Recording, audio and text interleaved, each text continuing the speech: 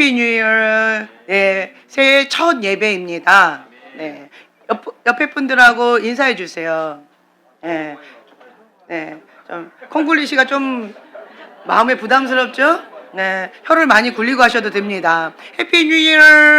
네, 네, 아니면 그래도 갓블슈 이렇게. 네. 하나님의 축복이 여러분들에게 충만하길 예수님의 이름으로 축복합니다. 새해에는 내가 고아처럼 그렇게 떠도는 것이 아니라 나의 아버지신 하나님의 은총과 사랑을 만끽하면서 주님의 은혜 가운데 주님이 나를 얼마나 사랑하시는데 그 십자가의 사랑, 진리의 사랑을 조금씩 맛보면서 주님 안에서 참된 자유, 참된 기쁨, 그리고 승리하는 그 기쁨이 무엇인지 누리길 예수님의 이름 축복합니다. 그 기쁜 소식을 나만 누리는 것이 아니라 주변에 있는 많은 사람들에게 흘려보냈으면 좋겠어요. 여러분들이 축복의 통로입니다. 사랑의 통로입니다. 아멘. 나는 이기는 자입니다. 내게 능력 주신 자 안에서 나는 무엇이든지 할 수 있습니다. 아멘. 요한복음 16장의 말씀이에요. 20절부터 24절까지의 말씀입니다.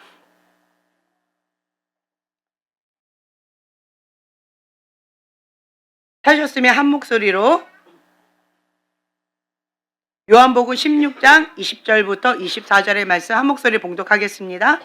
내가 진실로 진실로 너희에게 이르노니 너희는 곡하고 애통하겠으나 세상은 기뻐하리라. 너희는 근심하겠으나 너희 근심이 도리어 기쁨이 되리라. 여자가 해산하게 되면 그때가 이르렀으므로 근심하나 아기를 낳으면 세상에 사람 난 기쁨으로 말미암아 그 고통을 다시 기억하지 아니하느니라. 지금은 너희가 근심하나 내가 다시 너희를 보리니 너희 마음이 기쁠 것이요 너희 기쁨을 빼앗을 자가 없으리라. 그날에는 너희가 아무것도 내게 묻지 아니하리라. 내가 진실로 진실로 너희에게 이르노니 너희가 무엇이든지 아버지께 구하는 것을 내 이름으로 주시리라. 지금까지는 너희가 내 이름으로 아무것도 구하지 아니하였으나 구하라 그리하면 받으리니 너의 기쁨이 충만하리라. 아멘. 아멘.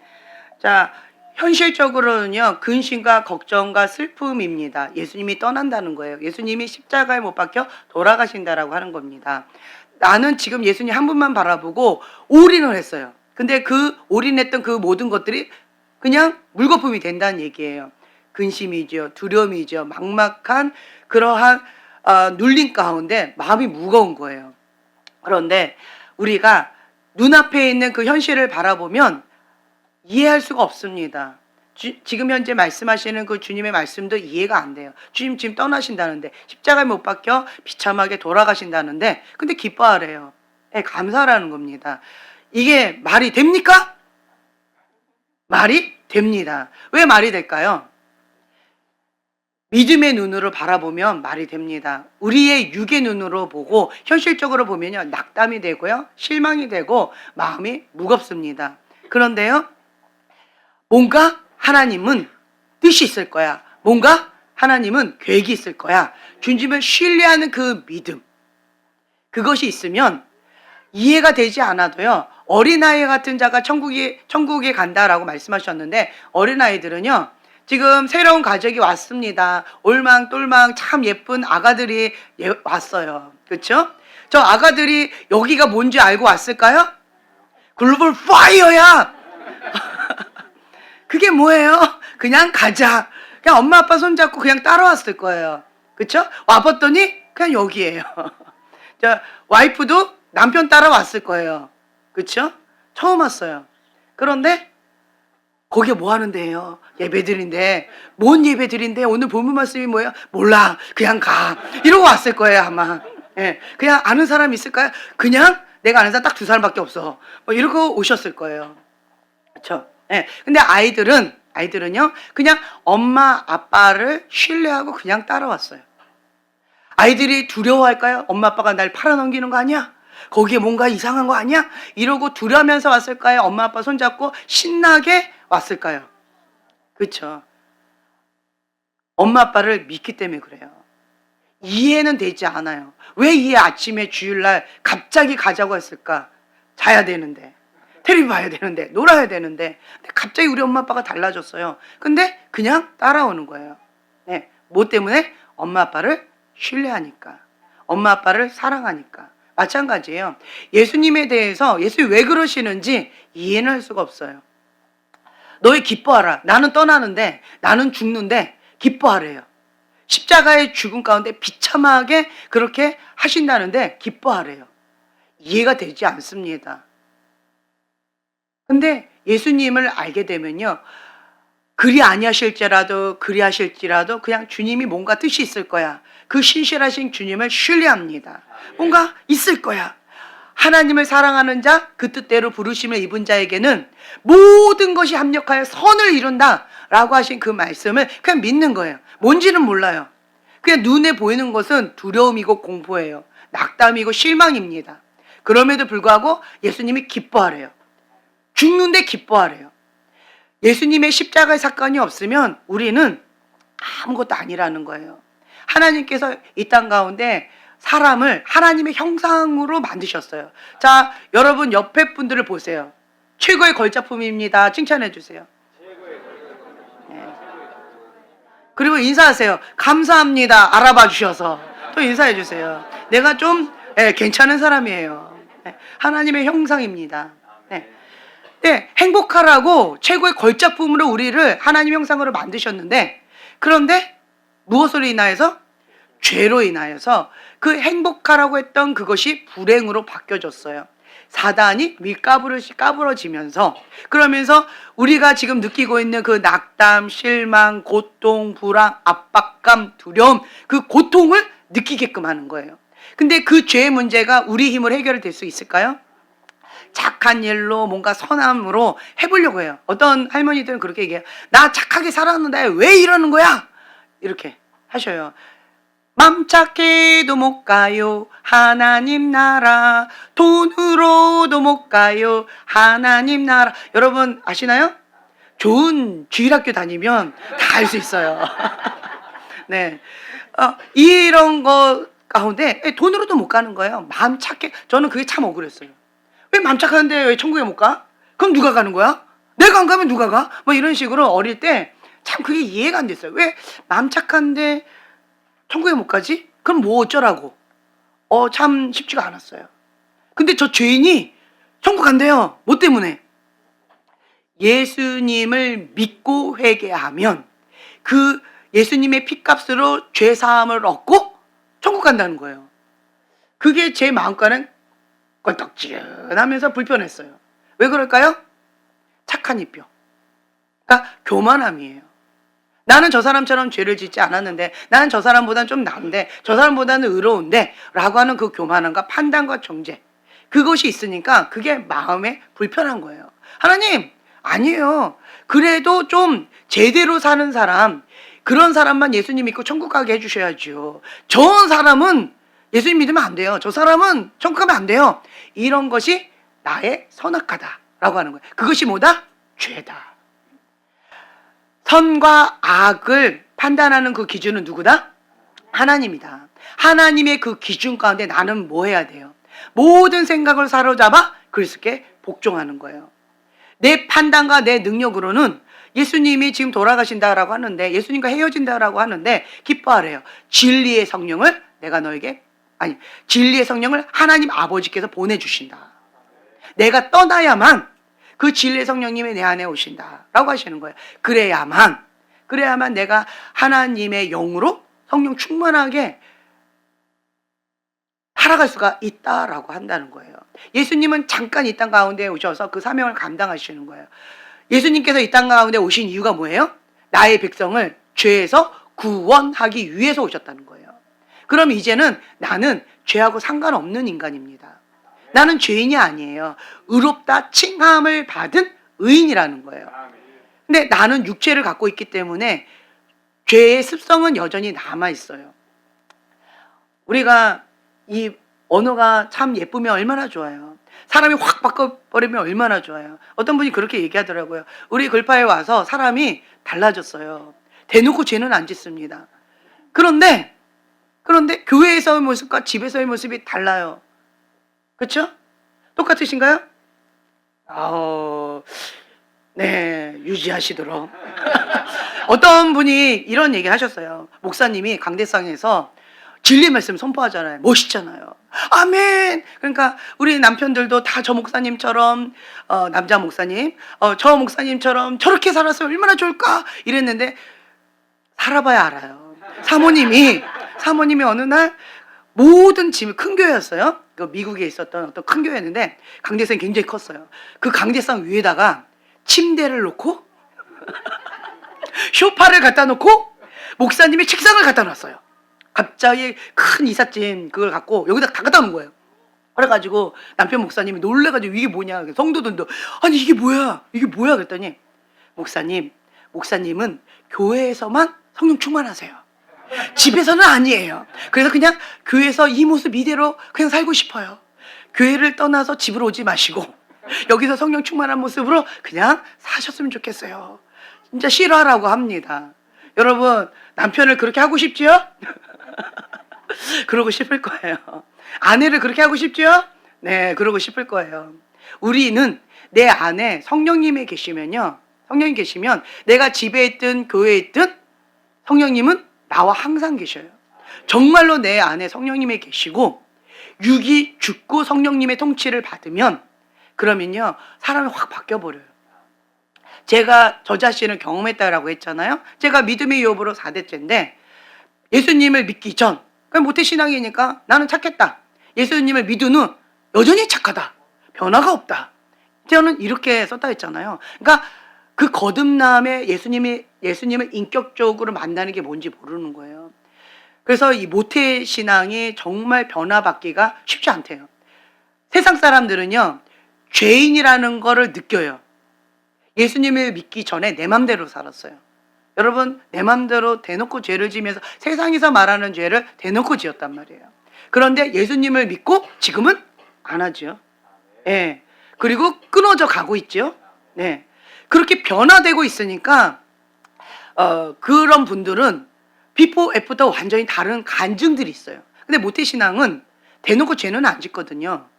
속으로만 죄를 짓지 눈으로만 죄를 짓지 마음으로만 죄를 짓지 대놓고 죄를 짓는 건 아니에요. 그리고 판단하고 정죄하고 교만죄를 짓지 뭐 세상이 말하는 그런 죄를 막 그렇게 짓지는 않아요. 모태신앙은.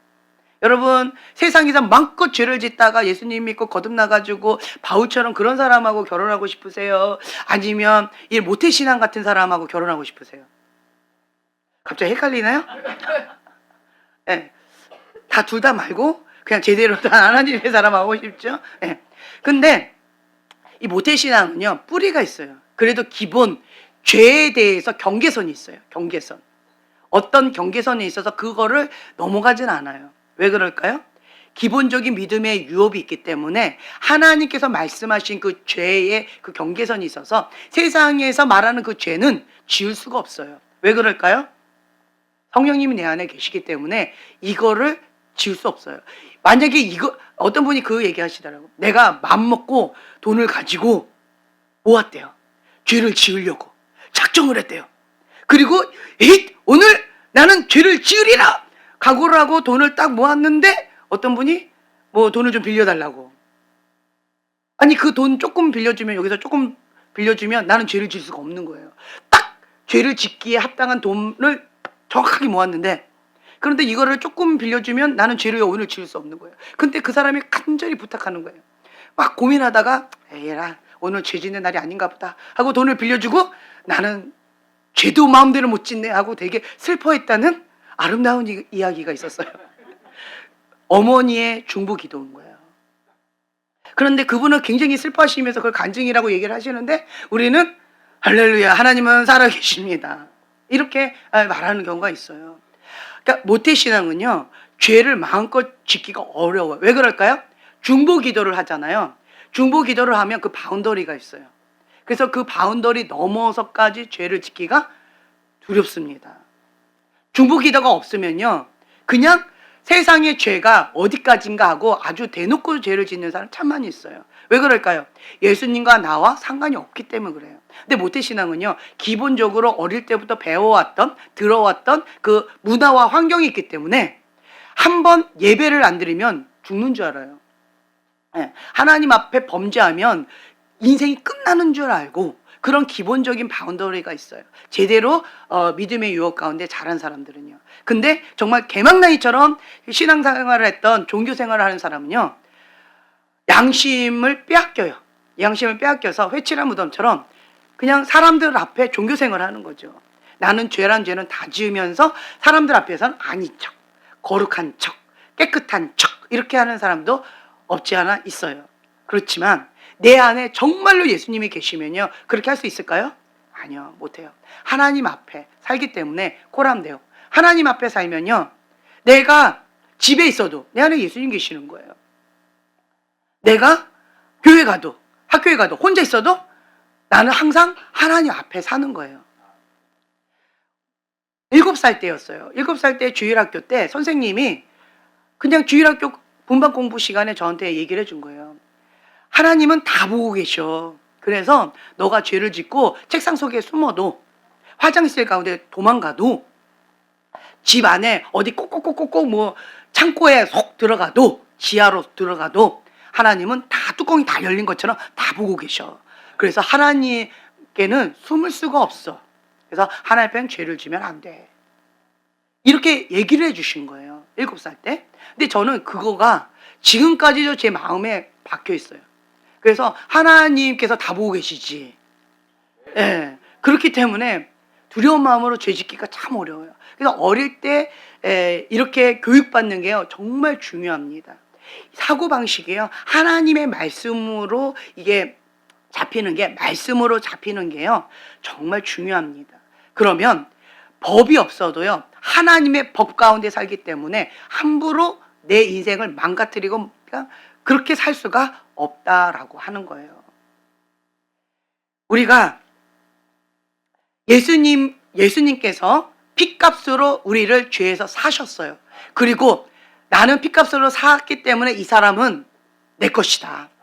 그래서 죄와 상관이 없다.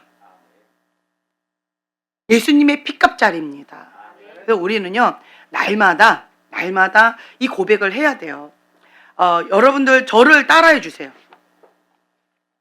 저를 따라해 주세요. 자, 그림 한번 보여주세요. 예수님이 나의 주인인 삶, 안정적이죠. 평강이 있습니다. 예수님이 통치하고 다스리시니까 거기가 천국입니다. 근데 반대로요, 내가 주인 된 삶, 내 맘대로 사는 삶은 그냥 뒤죽박죽 엉망진창이에요. 불안하고 두렵고 억눌리고 귀찮고 따분하고 외롭고 절망감과 압박감과 걱정과 근심이 있는 엉망진창인 그러한 뒤죽박죽이에요. 어쩔 때는 기뻤다가 어쩔 때는 슬펐다가 불안한 두려움이 있는 삶이에요. 근데 예수님이 나의 주인이면요, 평강 가운데 천국을 누립니다. 안정 가운데 우리가 그냥 주님이 이끌어 주시는 대로 따라가면 된다라고 하는 거예요. 그래서 여러분들 저를 따라서 이렇게 고백해 주세요. 예수님, 나는 주님을 믿고 싶습니다. 나는 죄인입니다. 십자가에서 죽으심으로 내 죄값을 담당하시니 감사합니다. 지금 나는 내 마음의 문을 열고 예수님을 나의 구주, 나의 하나님으로 영접합니다. 네, 우리 새로 오신 분도 고백해 주세요. 예수님, 네, 두 분 다, 아이들도 다, 예수님, 네, 내 안에 오시옵소서. 예수님만이 나의 주인이십니다. 네, 나의 죄를 용서하시고 영생을 주심을 감사합니다. 나를 다스려 주시고 나를 주님이 원하시는 사람으로 만들어 주옵소서. 예수님의 이름으로 기도합니다. 아멘. 네, 감사합니다. 그냥 또 그림을 보여주세요. 예수님이 문 밖에서 똑똑똑 문을 두드리고 계셔요. 근데 밖에는 문고리가 있어요? 없어요. 이 문은요, 내 마음의 문인데요, 내가 열어야 문이 열리는 거예요. 밖에서는 문이 열리지 않아요. 그래서 내 마음의 문을 엽니다. 예수님 내 안에 오셔서 주인 되어주시고 통치하시고 다스려주세요 라고 고백하면 주님이 내 안에 오시는 거예요. 그래서 요한계시록 3장 20절의 말씀처럼 그와 더불어 먹고 나는 주님과 함께 더불어 먹는 거예요. 그래서 주님께서 내 안에 음성을 주셔요. 감동을 주셔요. 양심을 통해서도 말씀을 주셔요. 이건 하나님 기뻐하지 않는다. 이건 어린 아가들도 다 알아요. 이거는 하나님 기뻐하신 뜻이다. 아가들도 알아요. 모르면 우리 하늘이한테 물어보세요. 그러면 우리 채원이도 알려줄 거예요. 담비도 알려줄 거예요 아마. 그렇죠? 담비야 이렇게 하고 유혹하면 돼요? 안 되죠. 넘어가면 될까요? 마음이 흔들리긴 하지만 넘어가면 안 되겠죠. 네. 그래서 아이들한테도 물어보면 아이들이 다 알 거예요. 양심 가운데 하나님께서는 그걸 주셨어요. 그래서 하나님의 성령께서 나를 주관하시고 인도하신 그 뜻 가운데 순종의 발걸음을 하나하나 하다 보면은 조금씩 순종의 속도가 성숙의 속도입니다. 죄와 나는 더 이상 상관이 없다. 예수님의 피값으로 다 지불하셨다. 그래서 재판장이 꽝꽝꽝 예수님의 피값으로 그 죄값을 다 치렀기 때문에 이 사람은 무죄입니다. 이렇게 판단하신 거예요. 판결한 거예요.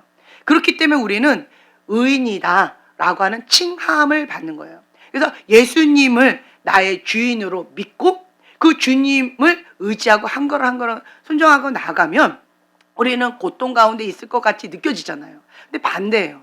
예수님의 통치 가운데 행복한 삶을 누릴 수가 있다. 그래서 우리가 지금 이 말씀처럼 예수님을 때때로는 이해가 안 돼요. 예수님이 떠난다. 십자가에 못 박혀 돌아가신다. 우리의 생각으로는 불안하고 두렵고 나의 생각으로는 도저히 이해가 안 돼요. 근데 예수님이 십자가에 못 박혀서 피값을 치러주셔야 내가 죄 사함을 받는 거예요. 그래서 이것이 너희가 지금 현재 고난처럼 느껴지지만 이것이 기쁨이다. 너희가 이것을 알면 하나님 아버지의 뜻을 알면 너희가 기뻐하고 감사할 것이다. 새 생명을 얻게 되는 큰 사건이 있다. 십자가의 죽음이 있어야 부활의 기쁨이 있다. 그래서 우리는요 때때로 주님을 이해하지 못한다 할지라도 그 신실하신 주님을 그냥 입술로 고백하는 거예요. 주님을 신뢰합니다. 하나님을 사랑하는 자, 그 뜻대로 부르심을 입은 자에게는 모든 것이 합력하여 선을 이룰 줄 믿습니다. 주님을 신뢰하기 때문에 주님을 의지합니다. 너희는 기뻐하라 감사하라 라고 하셨어요. 그래서 저희가 이제 곧 2월 달에 기도학교를 할 건데 이 감사예요. 감사. 이 감사 노트입니다. 어떤 사람은 행복하고요. 어떤 사람은 불행해요. 제가 방글라데시가 그 행복 지수가 높대요. 방글라데시는요 가난한 나라일까요? 아니면 부유한 나라일까요? 가난해도요 찌질이 가난한 나라예요. 그런데 그 나라가 행복 지수가 전 세계에서 1위랍니다. 왜 그럴까요? 거기에 뭐가 있을까요? 그렇죠. 감사가 있는 거예요. 감사. 어떤 사람은 모든 걸 다 갖고 있는데 항상 입에 원망과 불평이 있어요. 이게 성경적으로 영적인 원리가 있어요. 원망하고 불평하다가 멸망의 길로 갔더라. 저준 거예요. 근데 그리 아니하실지라도 그리 하실지라도 계속 감사 제목을 찾는 거예요. 어떤 상황 가운데서도 하나님 앞에 감사하는 거죠. 우리가 먹을 게 있고 그냥 집이 있고 가족이 함께 있을 수 있는 것만으로도 하나님 감사합니다. 가족이 함께 이렇게 예배 드릴 수 있는 것만도 감사합니다. 중보할 수 있는 기도자가 있다라는 것만도 감사합니다. 주님 안에서 내가 피값으로 사신바 되어져서 하나님의 자녀 되었다는 그 사실만으로도 주님 감사합니다. 그래서 여러분들이 내가 지금 호흡할 수 있는 것만으로도 감사합니다. 중환자실에 지금 누워있지 않는 것만으로도 감사합니다. 중환자실에 있는 사람들은 또 뭐라고 감사해야 될까요? 그렇죠. 이 땅 가운데 조금 더 살아있으면서 중보의 사명을 감당하는 거죠.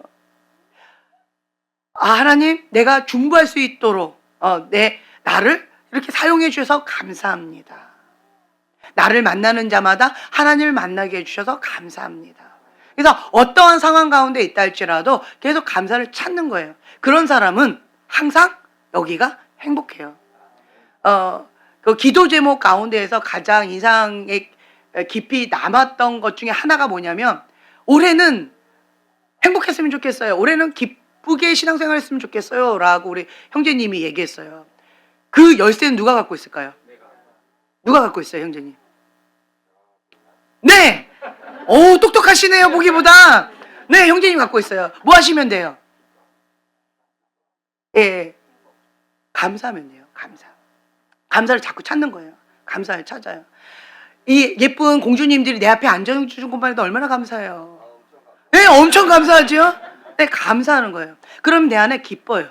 아이들이 저렇게 올망똘망하게 막 열심히 말씀을 적고 있죠?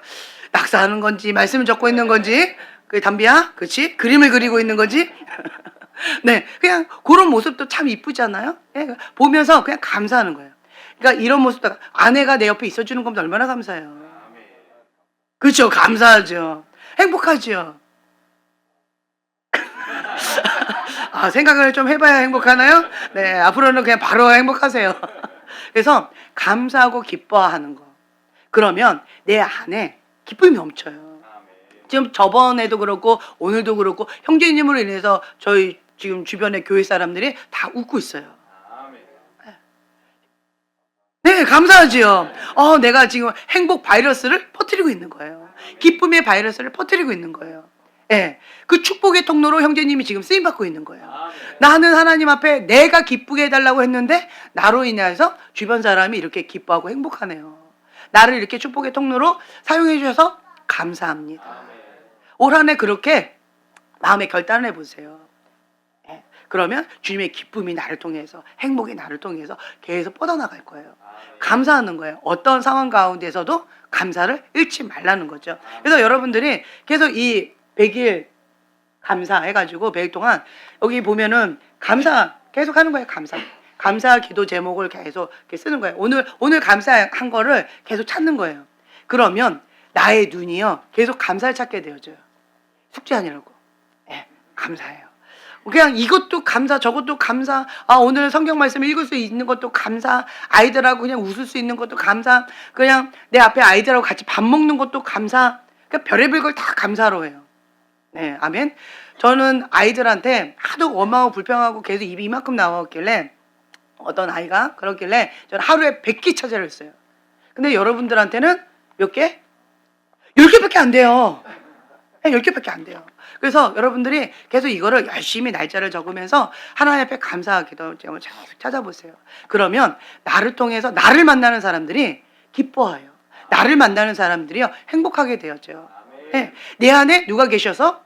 예수님이 계셔서 내게 능력 주시는 자 안에서 나는 무엇이든지 할 수 있습니다. 아멘. 네, 기도하고 마치겠습니다.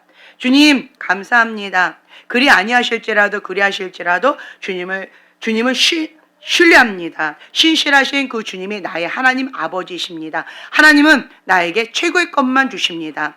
성령님 내 안에 오셔서 통치하시고 다스려 주시고 주님과 함께 천국을 누리는 그 기쁨을 만끽하는 2025년 될 수 있도록 축복하여 주시옵소서. 감사드리며 예수님의 이름으로 기도합니다. 아멘.